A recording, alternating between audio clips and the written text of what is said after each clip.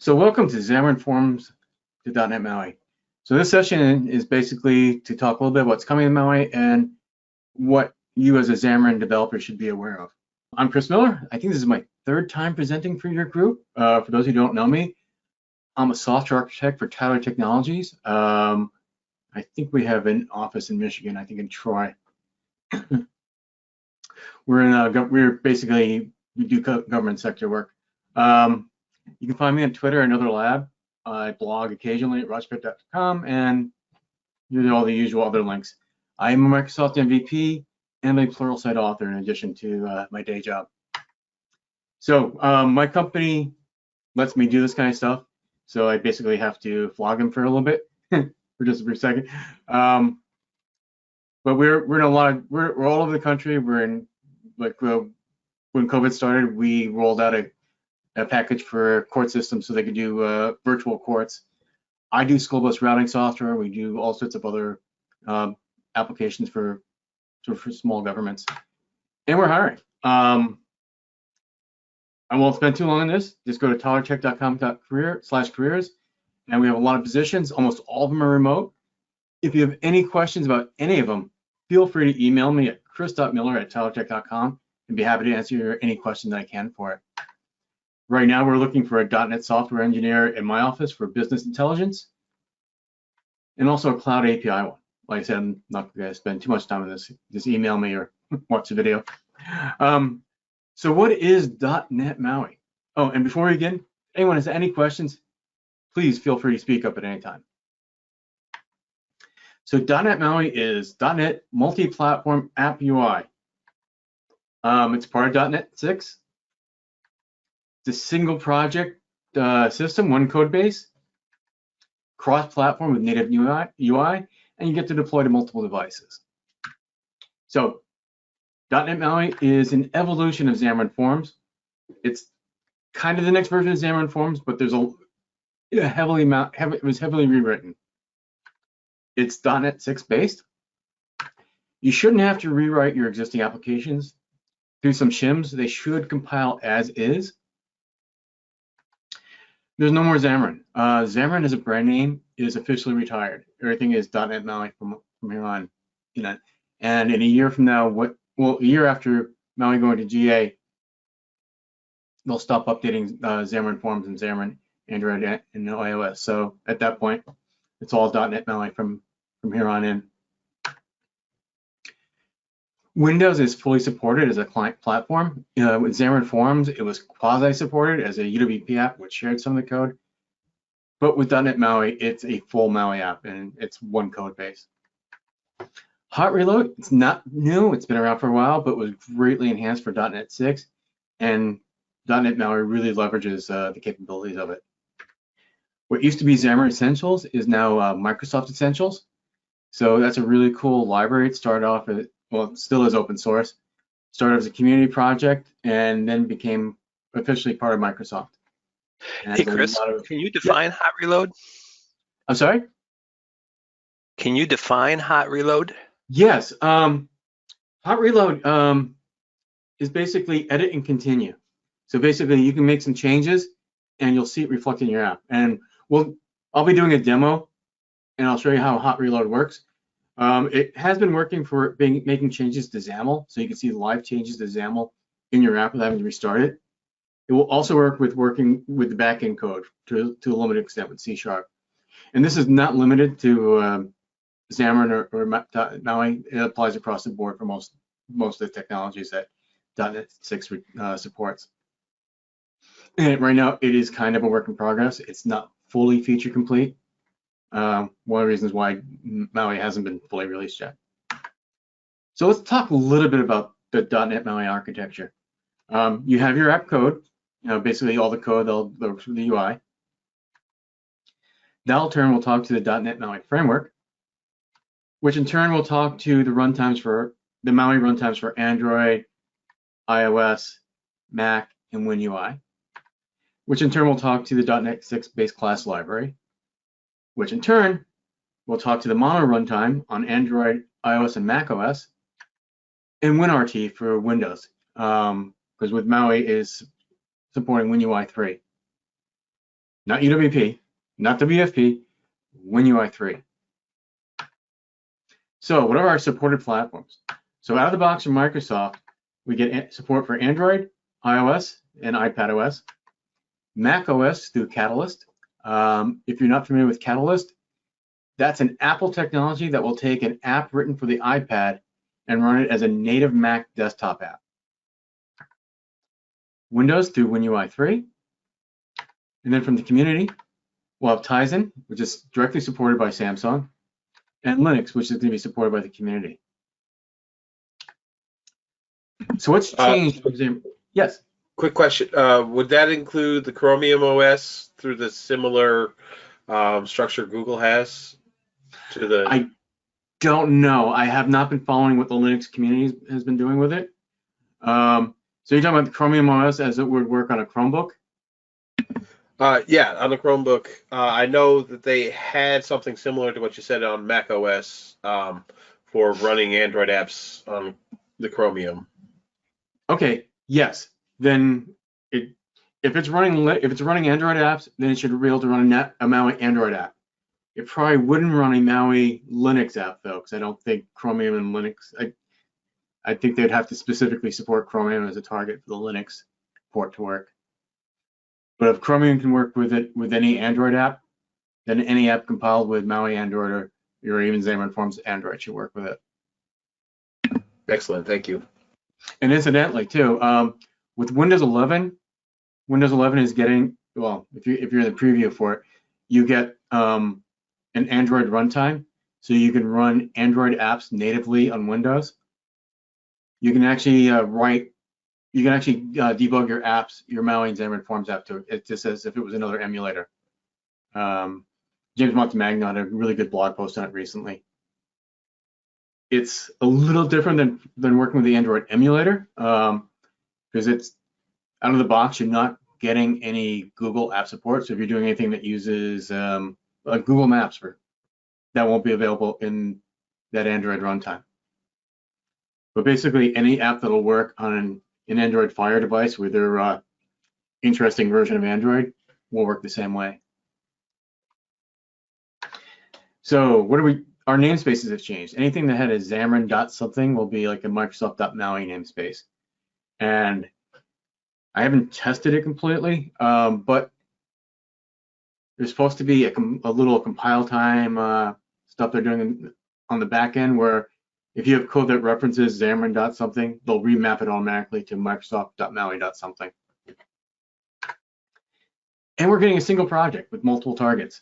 So instead of having a big giant solution for Xamarin.Forms where you had the shared code project, your Android project, your iOS project, and a weird Windows UWP project, it's now a single SDK style project with just different platforms that you can turn on and off as needed. If you're doing custom controls, we're going to be using handlers instead of renderers. Renderer is basically like for example, if you were doing your own version of the map, you wanted to add some map functionality that wasn't there, you'd create a custom renderer that would use the base map control, and then you would write implementations for iOS and Android to do those things. And instead of using renderers, you'd use handlers. The reason they did it was performance. It's a lot lighter, a lot faster. You're registering them at startup, so it's not being found through reflection. And so the code's a lot cleaner. Xamarin.Forms right now has been around for, what, 6-7 years? With Maui, they took the chance to just say, okay, we're basically tossing out all the bad stuff and going only with the new stuff. And speaking of bad stuff gone, any deprecated code in Xamarin that from version Xamarin.Forms older than version 5 is gone, which they did in Xamarin.Forms 5. So if you had a Xamarin.Forms 4.6 app and some of the methods were deprecated and you went to compile it Xamarin.Forms 5, it would give you an error message because the deprecated code was gone. So if you're porting Xamarin.Forms to Maui, port your code to Xamarin.Forms 5 first. That way you can clean up all your code before bringing it over to Maui. And that way you're only chasing one thing at a time instead of like 3 or 4. And common resources. This is a really cool thing. We'll actually see a little demo of this a little later. Instead of having your images in Android, in iOS, and in Windows, you can have one set of images inside the project, and at build time, the compiler tools will render the platform dependent versions of the images. So, for example, if you had some sort of bitmap you're using for just for iOS, you'd have 3 sizes. You'd have the standard size, you'd have the @2x and the @3x sizes for the different display resolutions. For Android, there's like more, like at least 6, and then you can go really crazy with it. They have a really cool tool called Resizitizer that will take an SVG file and render it for all the sizes needed for Android, for iOS, and also for Windows. So when you're getting an app out, instead of having to chase down all these different versions of the images, you just don't even have to think about it. It's just done for you automatically. So we get a lot of new features. So image clipping, when you're displaying like someone's face and you want to use a circle mask on it, you could do that before in Xamarin.Forms where you had to load in a whole bunch of things. This is just built in. You don't have to do anything crazy to support this. As mentioned before, we're getting Svg support. This is more of a compile time thing. We're not supporting Svg at runtime for a few reasons. The first one is performance. Svg can be very simple or it can be very, very complicated, and you don't want to be taxing the resources of a device and also going after every single version of Svg, because you can write some really crazy Svg with CSS and JavaScript embedded into it.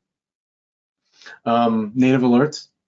So instead of having to write platform dependent code for native alerts, you're getting that automatically for free. We're getting better handling for gesture support. So if you're doing a list view and you want to swipe left or swipe right, that's built in. Before you had to code that yourself. We're getting a Blazor web view control. So if you want to mix and match Blazor code with your .NET Maui code, it's much easier now. Built-in support for a splash screen. That's just a little bit of eye candy, but if you're doing a splash screen for a Xamarin.Forms app, you'd have to write something specific for iOS, for Windows, and for Android. Now it's just like a single line in the project file. Really handy. The raw asset, I think we talked about that a little bit. That was with the images. Native lifecycle events. Basically it's a fancy way of saying that it's easy to write Android specific code or iOS specific code in your single project file by using ifdefs. And font scaling semantic properties. This is new. This doesn't have any correspondence in Xamarin.Forms. This is for accessibility. And I'll talk a little bit of that more in a minute. So let's talk a little bit about our single project file. Single project, SDK style, multiple file forms, you get the single set of resources, but you can still have platform-specific code and platform-specific images if you want it, which is really handy. It's kind of like the best of both worlds. So a little reminder of what we had with Xamarin.Forms. We had one giant Franken project. Our views and codes were in a shared project. And then we had resources that were specific to the Android project, to the iOS project, to the Windows project. So we had a lot of duplication. There was just a lot of stuff that had to be built. With Maui, we get the one project. We have shared views, code resources, app icon, splash screen. And we can still have platform-specific code and resources, which is really cool. If you have something, with Android, Android has direct support for vector images that are very much like SVG. So you can actually still use those with Android if you want. So let's talk a little bit about accessibility. Font scaling is enabled by default. So if someone has an iOS or an Android phone, they have system settings to make the font bigger. This will be directly reflected in your Maui app without you having to do anything. It just happens automatically. And semantic properties will allow the device to read a description for visual control. This is a platform-specific feature. So on iOS, it's called VoiceOver. Android, it's called TalkBack. It's narrated in Windows. So when you have this enabled, if you lightly tap the control, if you have a semantic property defined for it, it'll speak it to the user. So basically, we get these new attributes that can be set in XAML and also in code. The main one we'll look at is semantic properties.description, and then we just say, submit button or login, and that makes it really easy for visually impaired users who can't really see the screen. So this is still a work in progress. Haven't played around with it at all yet. I do know that it's a little fuzzy on whether it knows how to detect if voiceover or talkback are active. By the time it's released, it should be all buttoned up. There is a GitHub issue for it on the Maui repo, where they basically talk about it and explain what's coming in, what's going out, and how to use it. So native lifecycle events, this allows you to easily wire up things that are specific to one platform, and it's part of your single project experience. So here we have some sample code for starting up a Maui app, and we're saying if you're running on Android, and we can do if-def Android, or you can do if-def _Android _, both should work. We're saying we're going to add a handler for the back button press because that's an Android specific feature. iOS doesn't have a specific button for that. Let's see what we're talking about. Oh, and we've changed the way how we wired up stuff. So if you're with Xamarin.Forms, you're using Xamarin Essentials. You had all this weird code platform init, and then on request permissions, you do on permission result. And then in your application, if you want to turn on a feature like version tracking, which is a cool way in Xamarin Essentials to easily report back the current version application, and I believe previous versions of your application if they've been already installed. And that was, you would just enable it that way. With Maui, you can have it pretty much mostly in one place. We can have a configure lifecycle event, and for Android, we'll just say request permissions result on new intent on resume. For iOS, we have the equivalent code, and Windows is slightly different. It's still basically the same thing we were doing in Xamarin.Forms, but instead of having to go searching for the code in multiple projects, it's pretty much in one place. And then like to turn on a feature, we just say configure essentials, and then essentials use version tracking. So how do you get .NET Maui? This will be part of the .NET 6 release. Well, a later release of .NET 6, because it's already been released and we know that Maui's not in there. Right now, it's in Visual Studio 2022 preview and 17.1, which is the latest preview. Before, you would have to manually install it. Now with 17.1, it just gets installed automatically for you. They're really getting that tightened up. So our supported tooling, right now, it's the preview. Later, it will be Visual Studio 22 for Windows and for the Mac, which spring, hopefully, but probably. So for unsupported tooling, Visual Studio Code is not officially supported, but it works. You can actually write Maui apps with Visual Studio Code on Windows and the Mac. There is a library for .NET called Comet. It's like an alternative to MVVM. It's written by one of the developers, James Clancy. It's not an official part of .NET 6, but as part of the development for it, he did an extension for Visual Studio Code that gives you the ability to debug a Maui app from within Visual Studio Code. And if you're doing any work on the Mac right now, that's the only thing that will do it. And it does work. It's handy. It's really cool, and of course starts up much faster than Visual Studio. So hot reload. This will allow live edits to the XAML while running in code, which is new. And I've not been able to get that to completely work, but I may not have the latest bits for it. As mentioned before, this is not specific to .NET Maui. This should be worked for all the technologies. You know, if you're doing a desktop app, if you're doing a web app, hot reload should work for you. And depending on your settings, you either press the apply code changes buttons, or it can even take effect when you save. Not everything is supported for the code. You'll want to see the edit continue wiki on the Roslyn repo to explain what is currently supported. If you're making simple changes in your code, you should be able to use hot reload for it. If you're like making great big changes to interfaces and stuff like that, you pretty much you have to do a full reload, a full restart of the application. Another cool thing we get is XAML Live Preview. It basically shows your running app docked inside Visual Studio. which is really handy if you work on multiple screens. You also get to do a little bit editing on it in screen. And hot reload changes are reflected in live preview. So it literally would show up as a docked window. You can scale it up, scale it down. And it's really handy to work with. One of the cool things is you can drop ruler guides on it so you can see if your controls are lined up or not. And this will work for, I think that works for, I'm not sure if it works for iOS yet. It works for Android and the Windows desktop. Yep, not all target prop support. So WinUI 3 for either Maui or native WinUI 3, WPF, UWP, .NET Maui, Android, and Xamarin.Forms.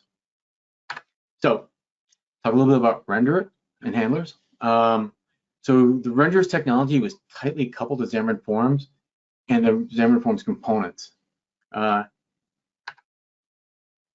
Handlers are a little different. They're unwrapped, they're decoupled, they're portable, and it's easy to reuse them. So instead of having an entry renderer and a Xamarin.Forms entry, with Maui, everything wraps around the iEntry interface, which makes it really easy for third-party components to basically work with the same interface, even if they're doing completely different implementations. So to use a handler, you access the control. It's exposed through a native view property. So that will give you the setting getting properties. You can use to invoke methods, subscribe to events, and this would be code that's specific to each platform. And you can either do it as separate files, like an Android file, iOS file, or you can have it in one and just use if-diffs to handle the differences between each platform. And you register this at startup, which is cool. Makes it look, and it's loaded. And yes, register at startup, and it's much quicker than the renders were. And it's once you register, it's global through the app. So our control hierarchy would be like if you have a button, it talks to the iButton interface, and then there's a button handler written for, there's a Maui button handler written for Windows, Android, Apple, and each one talks to the actual native implementation. So if you're on Windows, you're talking to the WinUI Xaml controls. If you're doing a button handler for Android, it's eventually talking down to Android X app compat widget.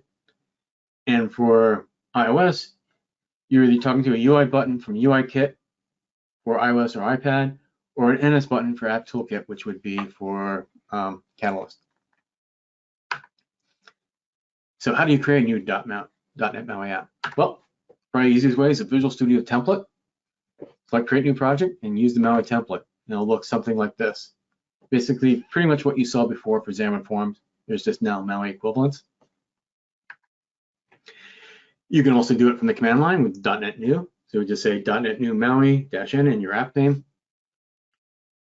You'll create a folder and a project, and off you go. Right now with Windows, if you create a new project, for some reason, as far as I know, they made this change with the last preview. The Windows target framework was commented out. So you'd create a new app, and Windows wasn't completely there. All you had to do was uncomment it, and off you go. If you are working with Windows with Maui and you get this message, the project doesn't know how to run the profile Windows machine, you need the MSIX packaging tools for Visual Studio 2022. And you can just get that right from the marketplace and from this handy dandy link. If you're working with the Mac and you're doing Mac Catalyst, you're going to need Xcode 13 Beta 5. Xcode right now is fully released for 13, but between Beta 5 and the GA release, they removed some of the framework bits that Microsoft was using to build a Catalyst app. So if you want to do any Catalyst development work, you need the older version of Xcode. And with the Mac, it's actually easy to work with. There's a website called xcodereleases.com, which basically is just links into Apple's website for different versions of Xcode. So you can literally just go in and download the Xcode 13 Beta 5. It's not really available yet, but the preview version of Visual Studio for the Mac supposedly coming out sometime between December and January, will start supporting Maui. Right now, it only supports Xamarin.Forms. And Visual Studio Code kind of almost supported, just get the common extension. If you do need to install Xcode 13 Beta 5, it's pretty easy, and you can actually have them installed side by side. So you grab the Xcode 13 Beta 5, extract the .app file from the zip file, and rename it Xcode Beta 5.app. If you haven't worked much with Macintosh files, a .app file is the entire application, and it's basically what we'd consider to be a subdirectory. So out of the box in the beta, it'll be just called Xcode.app. Just rename it to Xcode Beta.5. Drop it to the /applications folder, and then from terminal, using sudo, do xcode-select-s /applications/Xcode Beta5.app / and what that'll do, it will tell the operating system that anything that needs Xcode, use that version of it. If you go back to the full release, just do the Xcode-s with /applications/Xcode.app. So Microsoft has a tool called Upgrade Assistant that can be used for migrating projects. Doesn't do a lot for us right now with Maui. Eventually it will. What it'll do is it'll back up the project. It will convert the project file to an SDK style with multi-targeting. It will update the target framework monikers, TFMs, which is like, you know, Next 6-Android, Next 6-iOS, Next 6-Windows. It'll update the NuGet packages. It'll add template files if needed. It'll migrate the C# code from your shared code as much as it can. If you have code in your Xamarin.Forms Android project that does a lot of Android specific stuff, you'll still have to bring that over manually. And then moves on to the next project in the solution. Or it will when this is all done. Right now, it'll migrate. For me, I found it just migrates to C#. So this is what I do to migrate a project. Make sure your app compiles with Xamarin.Forms 5. Make a copy of that working project. Run Upgrade Assistant on the project, and what that will do is it will update the namespaces in your C# code. It will not touch the namespaces in your XAML, which is really strange because that should be even easier to update. Create a new Maui app. Copy over the shared code and views over, except for app.xaml, because it's a different format between Xamarin.Forms and Maui. Then bring over any platform-specific code you have into the platform heads. Update the namespaces in the XAML. Update your NuGet packages. You want to make sure any third-party package you're using is ready for Maui. You can move your fonts and images to shared resources, and then register your fonts in Maui program.cs. If you're using any custom fonts, starting with Xamarin.Forms 4.6, it became really easy. With older versions, you had to do all sorts of crazy little hacks. It's a lot simpler and more straightforward in Maui. Replace images with SVGs if possible, mainly because you get the full rendering. And also, if you're getting your images from an art department in your company and they're working in Adobe Illustrator, it's so much easier to get them to just say, give me the SVG file than trying to get them to render all the different bitmap files, all the resolutions you need. I know this from past experience. You can replace your app launch screens in the projects with just the Maui splash screen. Move your app icon to Maui image, and then start testing. There's a developer, Javier Suez, who has a repo that has a whole bunch of really cool example code for moving from Xamarin.Forms to .NET Maui. So if you're stuck on something, this is a good place to look because there's a lot of really good tips. If you're doing Xamarin iOS or Xamarin Android, so basically everything but Xamarin.Forms, you can, when you bring it to .NET 6, you do get the SDK style projects. You get the namespace changes. Before you would have Xamarin.Android, Xamarin iOS, which was using mono Android, mono iOS. Now it's using Net 6 Android and Net 6 iOS. Good news for DevOps, CI/CD still works. Instead of using MS Build to build your application, you would just use .NET Build. This is a slightly older example, but this shows a GitHub Workflow for building an app.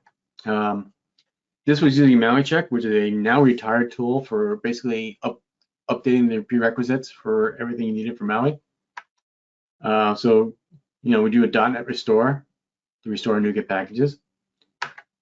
And then we can do a build. So we do .NET build, your project, and then you specify your target framework. So we're doing Net 6 Android and then saying release. And at that point, you get at the end of that, you have an APK and you do whatever you had to do before. I was talking a little bit before about Comet. It's a prototype for UI framework that follows the model view update pattern. I'm not really spending any time on that. It's really cool. So instead of doing Xaml, you're doing everything in your code behind. If you've done anything with Swift for building for UI or with Flutter for UI, it's equivalent. But just go to .NET.com/.NET-Comet for more information. Right now, it's kind of an experiment for Microsoft. They're not officially supporting it. If they get a lot of feedback from it, it will become an alternative project file for Maui. Talk a little bit about the Xamarin Community Toolkit. This is an open source collection of basically reusable elements and supported by the community. A lot of really cool things, stuff that you would like converters. Our sample app will use one, but just stuff, boilerplate code that you'd have to write over and over again. It's being sunsetted. Right now, it's being replaced by the .NET Maui Community Toolkit. There are some compatibility libraries. If you're just doing a lift and shift of your existing Xamarin code, you can just use Xamarin Community Toolkit.Maui compat and markup.Maui compat. But if you're building up a new app like the way I showed you, we're just basically just copying over the views and code, you would just use the new NuGets, the Community Toolkit.Maui and the Community Toolkit.Maui.markup. Eventually, they'll just be one. It'll be the Windows Community Toolkit, and it'll support all the platforms. So if you've never used it, it has a whole bunch of really cool things in there, like some built-in helpers for doing translations, some built-in views for the camera, converters, like a not equal converter, which I'll show you in the code, text case.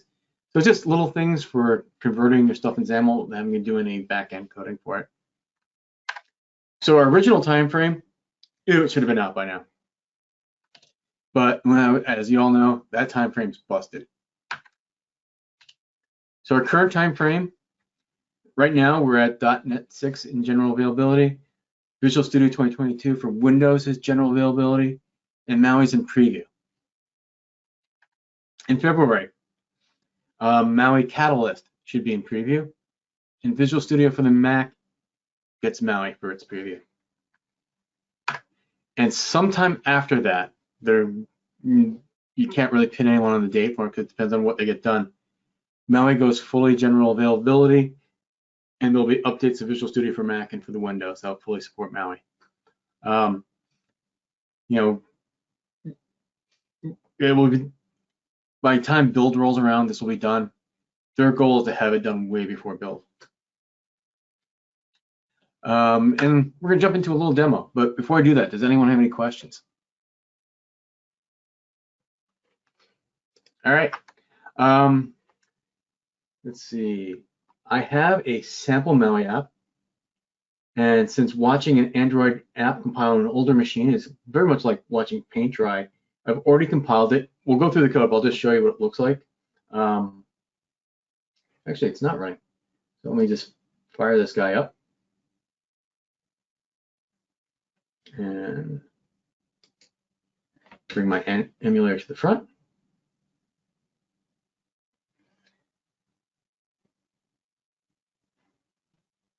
And there will be a noticeable delay while it deploys. But as we're doing that, this is our single project. We have our multiple platforms. Let's look at this. So we have our Android, our iOS, our Mac Catalyst, our Windows. And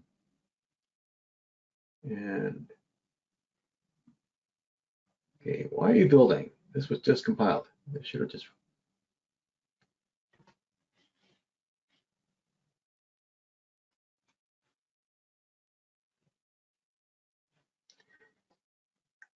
Yes, building anything for Android on a slower machine is an exercise in patience, which is why hot reload is really cool for when you're making tweaks. The other cool thing about having Windows as a target platform, even if you're not planning on deploying or putting an application in the Windows Store, if you're testing the way your program works, and you're checking the buttons and all that sort of stuff, you can get it. It'll come up faster on Windows than it will on Android. If you work on the Mac, Catalyst apps will deploy faster for debugging than iOS because you're not going through the simulator. And what is going on here? Are we actually running? What are we waiting for? Hey, while we're waiting, Chris, I have a question. Absolutely. So I know in the past with some of the Xamarin stuff, you had to have a Mac in the chain in order to build the apps for like iOS and Apple at the desktop. Is that still the case with Maui? For deploying to the App Store, yes, that's still necessary.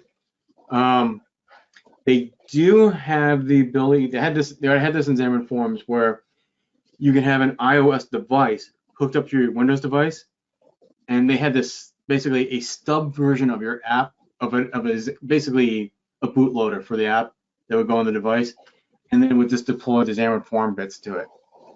So it was really good for debugging, but for an actual app, no.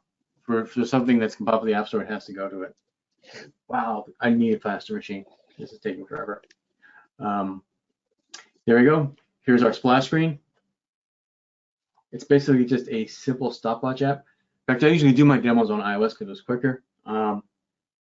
So basically pretty straightforward. And over on here, we have our live preview. So, which is really handy because since my Android emulator isn't sitting in front of Visual Studio, as soon as I click on it, it would go away. But right now we can see it. So, I have, this is just an SVG logo that was converted over. Actually, let's do it this way. Rip the project file. Come on.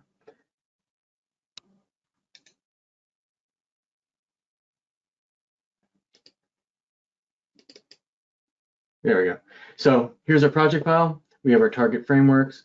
So to do our app icon, you specify 2 images because Android lets you have a foreground background.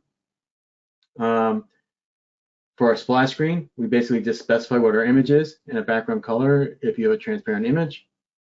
And this is literally all you need to do for a splash screen. To bring in all your images, you can do that with some caveats. Depending on how your SVG file was created, you may need to specify base resolution, and you would do that on an image by image basis. So we just say Maui image included in the full path to it, and then you specify the X and Y size to it. Then for fonts, you just do include fonts, and in my program.cs, you basically configure fonts and you can add your font. The template out of the box uses Open Sans Regular. I use this digital mono font to do the stopwatch. And if you're using Font Awesome, this is all you need to do to add it to your application. So if we go back here, and let's go back to our live sample preview. And just before I do that, so for images, this stopwatch here is being specified down here. Now, I took the GlobeNet logo and kind of hacked together my own version of it as an SVG file. This is what my hacked version looks like. So you get the full scaling. And I eventually did use the Photoshop file to make sure I had the right font. This one I pretty much had to guess at to do the .NET portion. So if you were to look at the source code for that, whoop, well, no font. Basically, it's being drawn as path commands. So this will scale no matter what resolution you're at. So it's never jagged. And so let's go back here.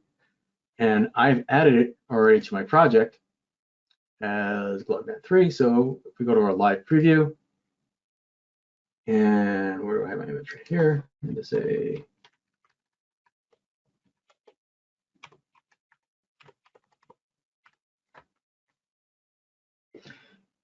you can see it right there in the Xaml live preview. Go to the running app, there it is. And from there, I can fool around with the size. We can make it, let's make it 350.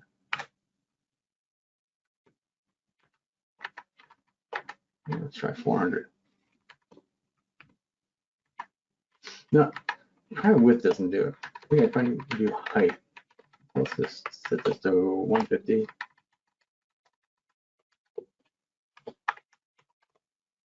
Oh, might help if I spell it correctly.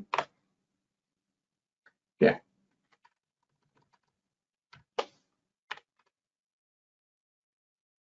Yeah, interesting.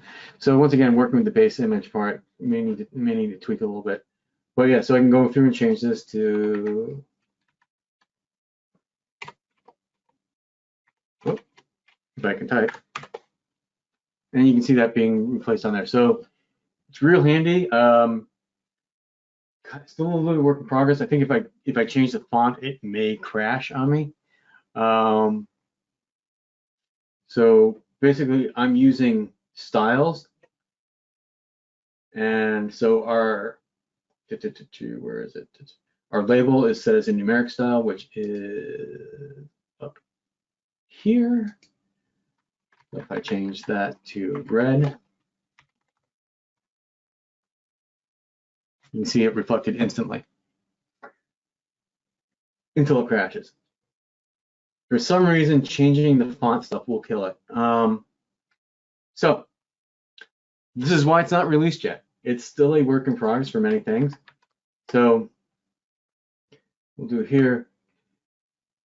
We're seeing it running on Android. So let's bring it in Windows, because this will be really entertaining, because unless they fix something since the last time I've updated this.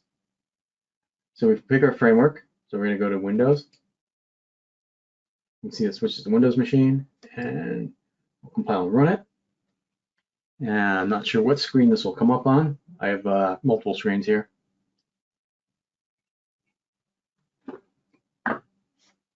But this will be a WinUI 3 native app with absolutely no code changes.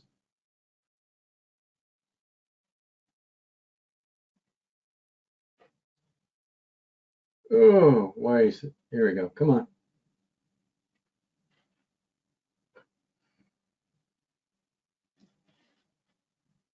And our survey said, installing missing frameworks. Oh, that's not. What?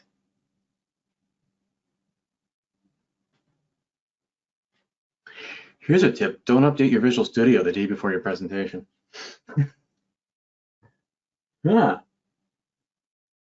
Okay, our splash screen cannot be found. That's kind of intriguing. This is a regression. There was a bug. See if I can fix this.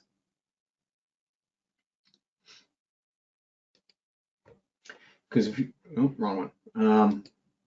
Because out of the box for a splash screen, I think it was called, what were they calling it? App config? Yeah. So if I just change this to, was it app config? Yes.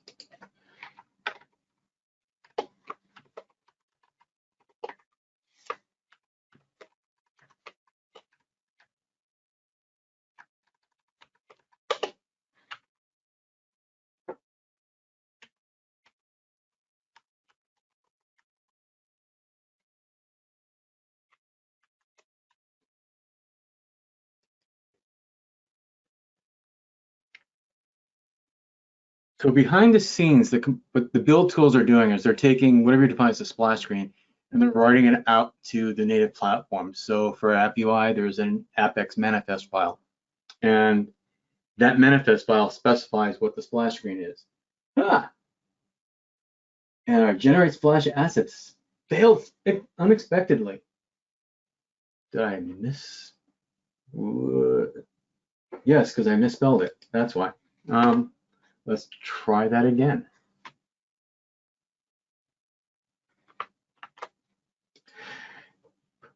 So when you make when you change the splash file to a different file, it's supposed to update it across the board, and for Windows it doesn't.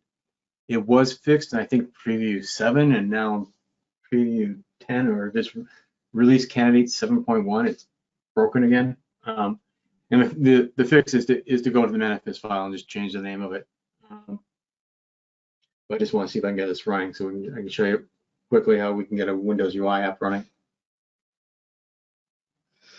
But at this point, it's like 1,001 paper cuts of little UI issues that are keeping them from releasing the stuff. Okay, and it came up on the other screen. So I'll bring it over here and click start. Oh, they broke it again. Ah. Why? All right, there was a weird issue where stuff inside containers wasn't rendering. And the hacky way of getting around that is to resize it. But when I resized the last version of it, it died. Oh, they fixed that and they broke something else.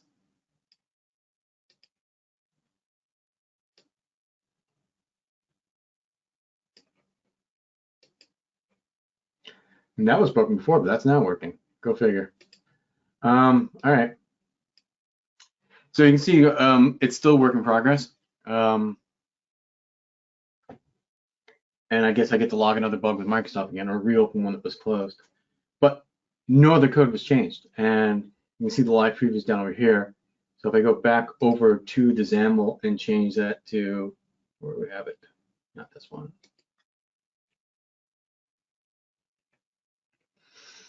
And let's make this bigger.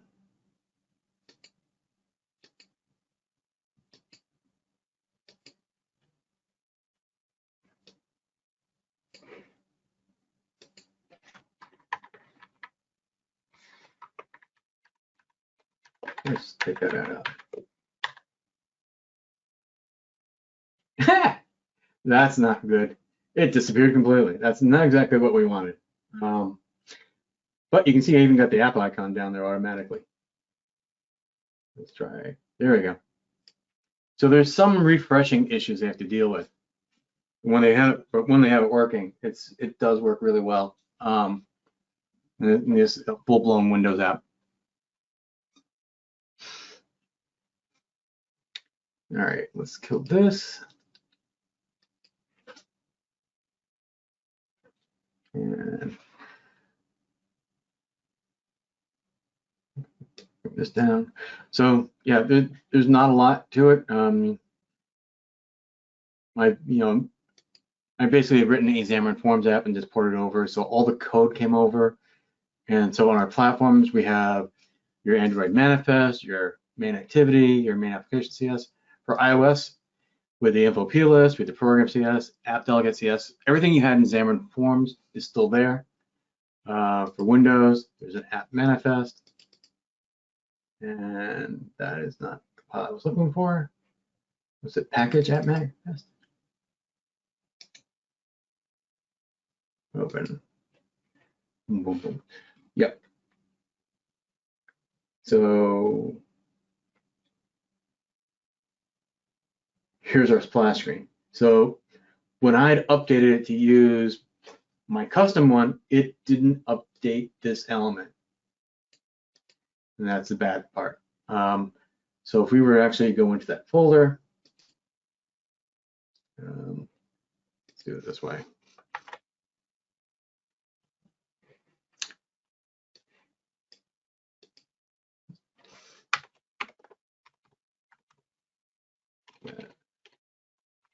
I struggle to remember what folder I actually put this in.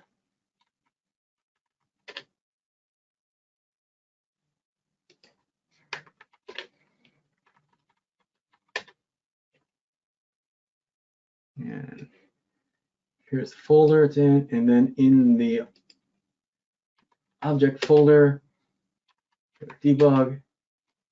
Then we go down to Windows, and where did they put it? They've moved it.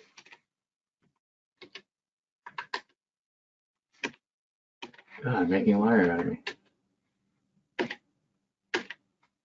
There used to be a intermediate folder where you could see everything that was rendered for it. I think it's in the bin folder.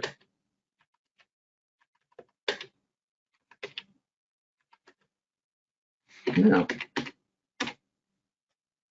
Oh, B. Where'd they put it all?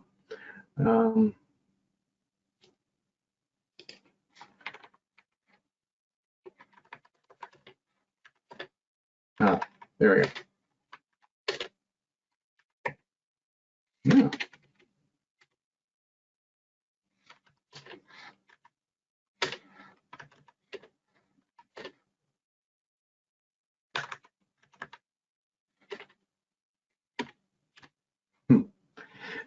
They used to show the intermediate settings. There's a tool called Resizitizer, written by one of the developers at Microsoft, Jonathan Dick. And what he does is for every SVG file, he'll read the SVG file, and then he renders it for each platform. I think he's just used like an embedded browser control. Because if the browser can render your SVG file, you're as good as gold. That's weird. All right. But it'll render all the different size logos. Where's the asset folder? Interesting. I'll have to ask them where they put all that stuff, because you used to be able to see it directly. And that's basically it for this demo. Does anyone have any questions about the demo?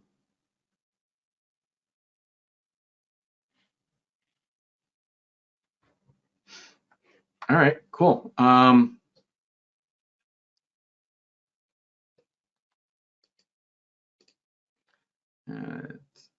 on that. So that's basically what I have. The first question you probably ask yourself is, do I need to migrate from Xamarin.Forms to Maui? If you're doing an app and it's dependent on Xamarin.Forms has about 1.5 years to go before it reaches the end of life. So, it gives you a lot of time to prepare for it. But yeah, if you're going to stay in with the Microsoft mobile technologies, then you want to move to Maui. You're getting a faster, more performant app. You're getting more functionality. They're adding a lot of accessibility things. They're fixing a lot of old bugs and just putting it away. And it's generally a step forward. So cool. Does anyone have any questions? Yeah, Chris, hi, this is Joe. I have one. So, being a longtime developer, starting out, as early back as the WinForms days, what's your feeling for the ability to use this to do standard business programming, right? My business users don't want an application that necessarily looks like it's running on a phone. They want something that looks like what they were used to, which is WPF or WinForms. So how close to that do you think we'll be able to get?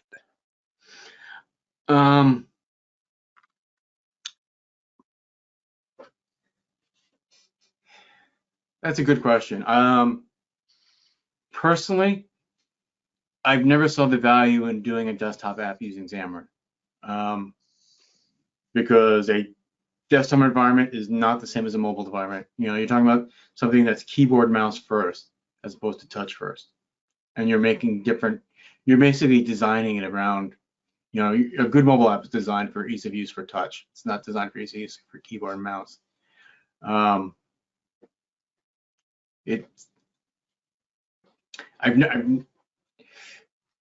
even with Xamarin.Forms, I never saw I've never saw any value to it. I know some people like doing it, but to the end user, they don't care whether you use one set of source code to do all your apps or each app is completely different. They just want the best app that works for them on the device they're using at the moment.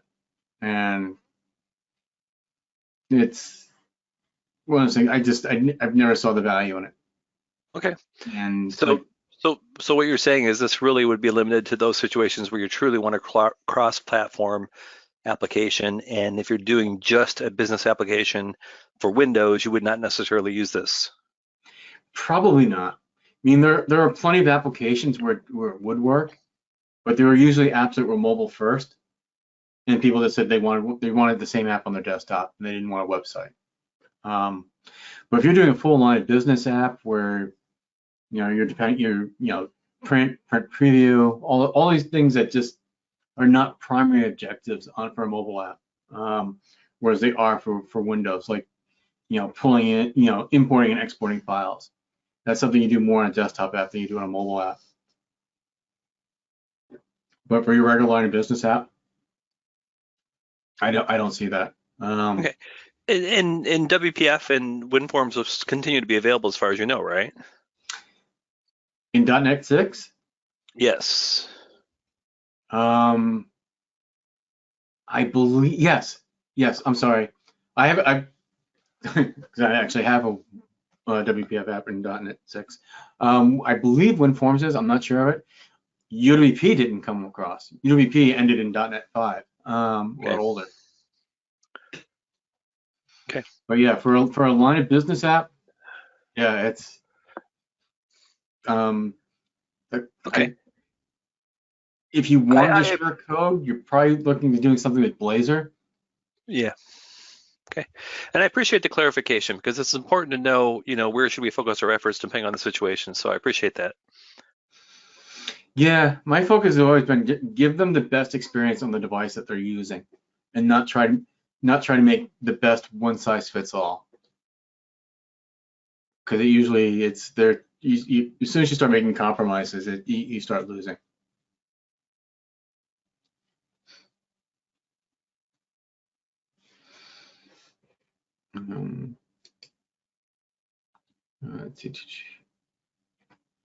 And okay, don't have any other questions. That's cool. But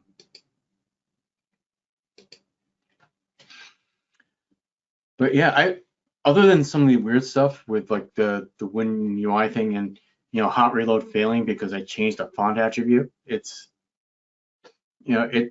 it's pretty cool to work with. The live preview is really handy when it does work. And the hot reload with the code, which we didn't try because I was almost scared to at this point, because I know there were some issues with it. But if you're doing something where you're working on your app and you're down like 3 or 4 screens and you're pulling information from a web service and it took you like 3 or 4 minutes to get to the situation, being able to change the code to just, even if you're like something stupid where you're multiplying by 4 and it should have been dividing by 4, being able to do that without having to recompile or redeploy is really handy. It's basics, edit and continue.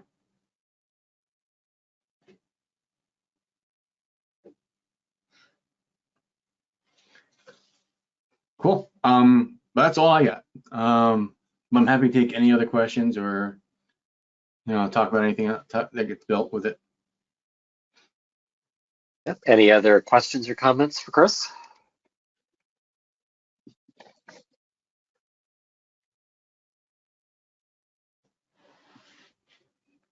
Yeah, I don't have a question per se, but this is definitely very cool. Even with the hiccups being in a release, a pre-release state, it's cool to see some of this fleshed out. Yeah, it's been interesting working with their preview releases because every time a new preview comes out, this demo that I've been using breaks. It's usually some weird property setting they've changed. They said, okay, we're doing this, and now we're doing that. And the app, it's not my code has changed, but all the stuff behind the scenes. So that's been real fun. So I've been constantly migrating the code over from one project to another. But when you're working with the preview releases of anything from Microsoft, that's going to happen. Right. Yeah, live demos plus bleeding edge technology is not going to be in your favor. No. I've been lucky so far because I've done a version of this for a couple other user groups, and somehow I always end up updating Visual Studio or Maui like a day before the presentation, and then scramble because nothing works again.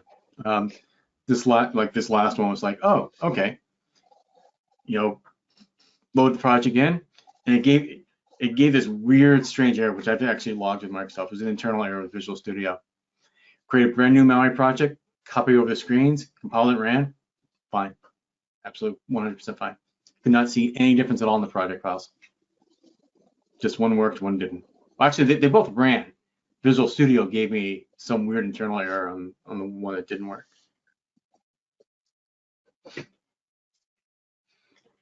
But that's why it didn't come out this month, and it'll be out sometime this spring before build. If it's not out by build, they're going to have other issues to deal with because they've delayed it long enough.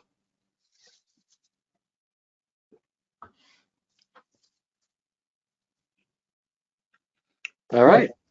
Well, thank you, Chris. That was an excellent presentation. I will get the survey results summarized and off to you in a couple of days.